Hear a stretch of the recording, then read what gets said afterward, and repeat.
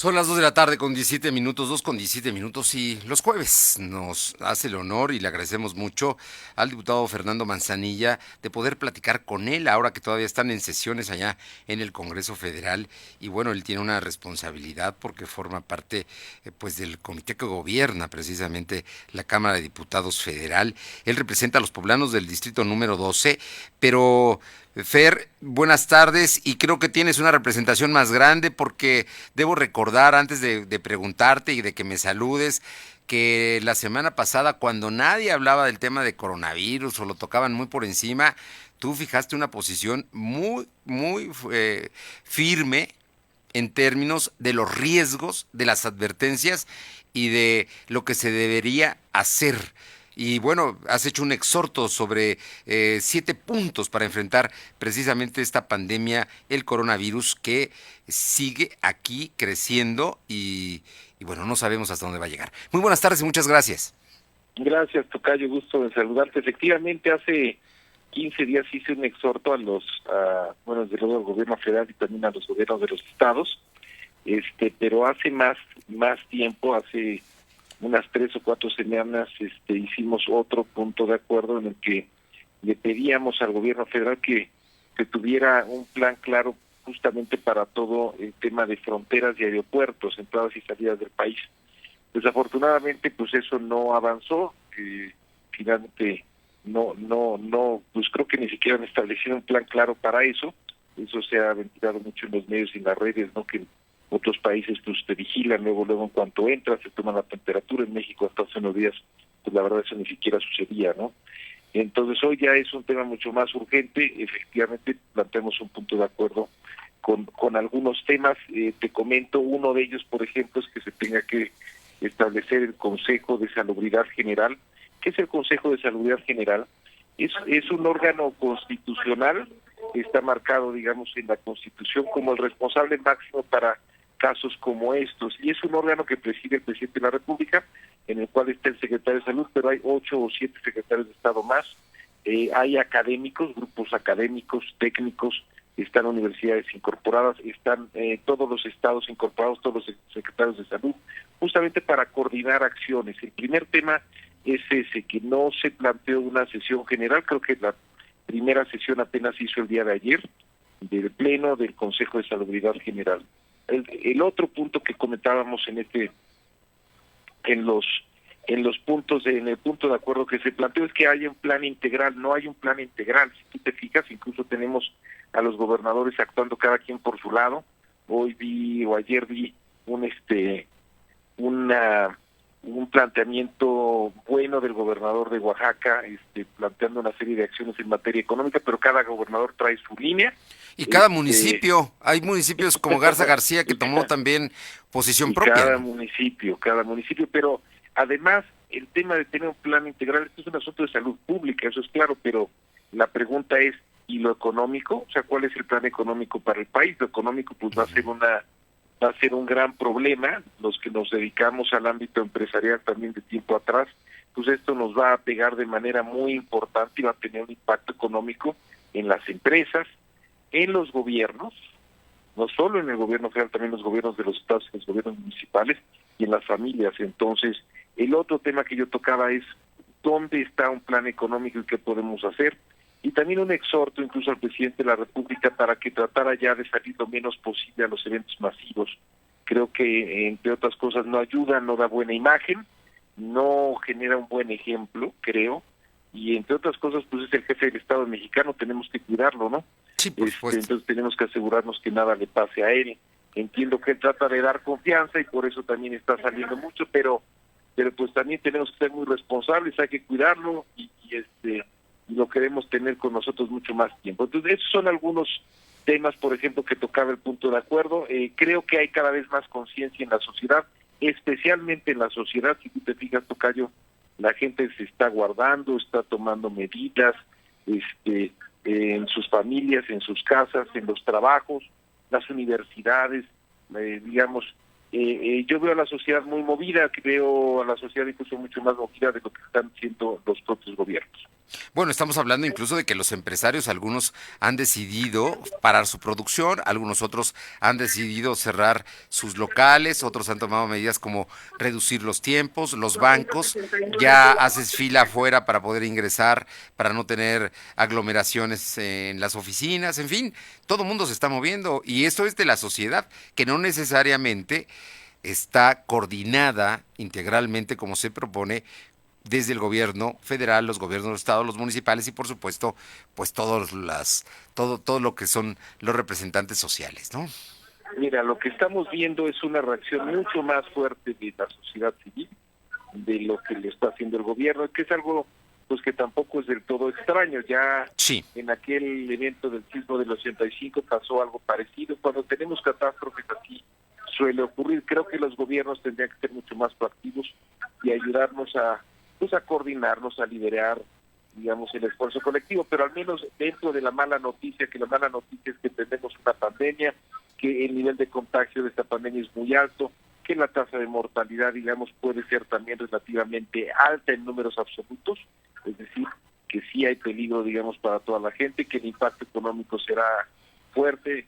O sea, todos los temas negativos pues ya los hemos, digamos, venido sí. escuchando. Quizá la parte positiva es que vemos una sociedad civil muy activa y bueno, creo que esa es una buena noticia. Seguramente eso nos va a ayudar a ser mucho más precavidos. Los ejemplos que tenemos de países como Italia y España es que cuando, por ejemplo, en el caso de ellos, los gobiernos decretaron, digamos, cerrar escuelas y una serie de temas, la gente se fue de vacaciones y se iban, digamos, utilizaban para tener reuniones, para salir con los amigos, para hacer reuniones en su casa y digamos, no se dieron cuenta que estaban incubando un gran problema. Hoy tienen un gran problema ahí. Yo lo que veo de manera extraordinaria en este país es que la gente está siendo muy consciente, Tocayo. Yo creo que esa Sí, es una gran noticia y creo que eso nos va a ayudar mucho a confrontar y a afrontar el problema. un dato duro solamente para abonar a lo que acabas de decir es que el día de hoy Italia suma más muertos que los que hubo en China. Y eso ya Sí, nos sí, ha revela venido.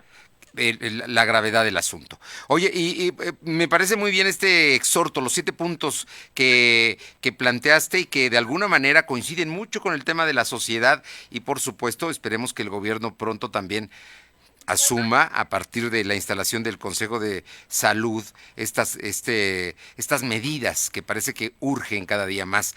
Pero hay otro tema que me parece muy importante de la Cámara de Diputados, la aprobación del fondo emergente de 180 millones de pesos, de 180 millones de pesos, o el monto cuál es, perdón, Tocayo. 180,000 millones de pesos. 180 mil millones de pesos precisamente para estos temas de interés.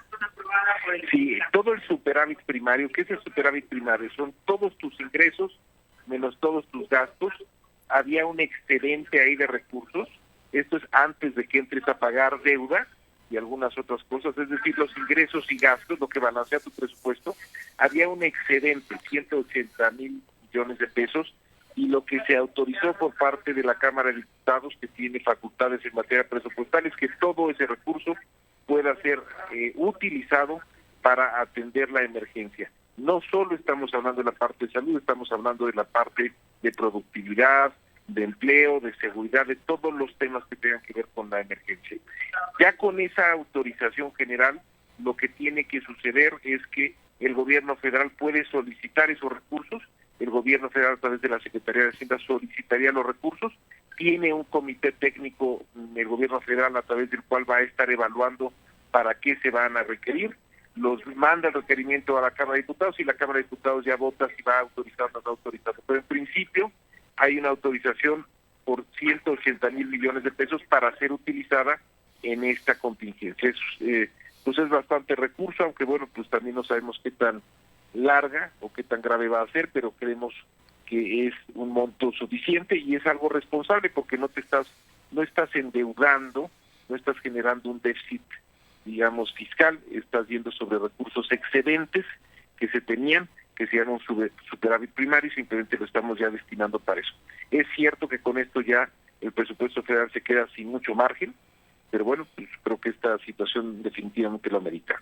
Es la emergencia y es una emergencia que nos toca a todos. Y aquí cuando A hablamos de todos, todos, tocayo. es que no estamos hablando de un sector el más desprotegido, estamos hablando de clases medias y estamos hablando incluso de gente con poder económico, lo que implica que no resuelve el tema de la salud ni siquiera el dinero. Efectivamente, efectivamente. Esperemos que esta crisis sea no tan dura y no tan larga, porque tenemos que ser muy conscientes, tocayo, que no solo estamos hablando de un enorme problema de salud pública, no solo estamos hablando de un problema de mortandad, sino que estamos hablando de una situación económica muy compleja. El día de ayer un banco internacional, Credit Suisse, por ejemplo, estimaba ya una caída en el Producto Interno Bruto para este año. Es muy pronto todavía para saber, Sí. digamos, si se monta, pero ajustó ya su proyección a menos 4%. No, bueno, menos eso es... 4%, pues es un tema grave, pero yo he escuchado a algunos otros colegas economistas que hablan, digamos, de caídas, digamos, todavía mayores. Vamos, es muy pronto, es muy pronto. Lo que sí sabemos, eso sí es cierto, que este año vamos a tener una situación económica compleja y que este asunto, después de convertirse en un asunto de salud pública, se va a convertir en un asunto de crisis económica, y pues tendremos que enfrentarlo como personas, como familias, como gobiernos. Eso va a ser inevitable. Pues Fernando Manzanilla, yo sé que se han acabado las reuniones de grupos grandes, pero me imagino que tú aquí en tu distrito sigues en comunicación y sigues exhortando a la gente a que siga con las medidas de prevención. Pues la única medida de prevención es el distanciamiento social. ¿Qué es el distanciamiento social? No quiere decir necesariamente estar en la casa. Si pueden estar en la casa, como es el caso de los niños, mejor. Si los papás o las mamás se pueden quedar, mejor. Si tienen que salir a trabajar.